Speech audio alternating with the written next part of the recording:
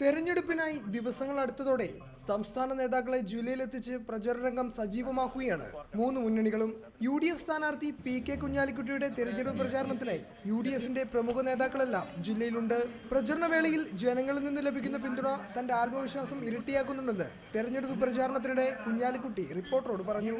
നിറഞ്ഞു കവിഞ്ഞ ജനങ്ങള്, ആരവത്തോടെ യുവാക്കള്, നല്ല സന്തോഷകരമായ മുഹൂർത്താണ്.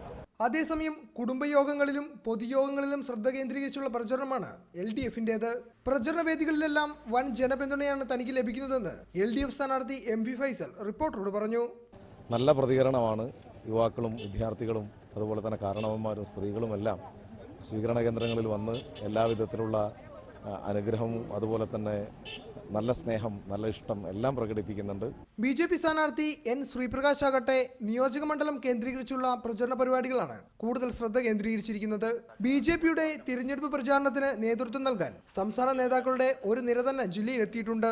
തിരഞ്ഞെടുപ്പ് പ്രചാരണത്തിനായി വരും ദിവസങ്ങളിൽ പ്രമുഖ നേതാക്കളെല്ലാം ജില്ലയിലെത്തുന്നതോടെ പ്രചാരണ രംഗത്ത് വാശിയേറുമെന്നുറപ്പായി.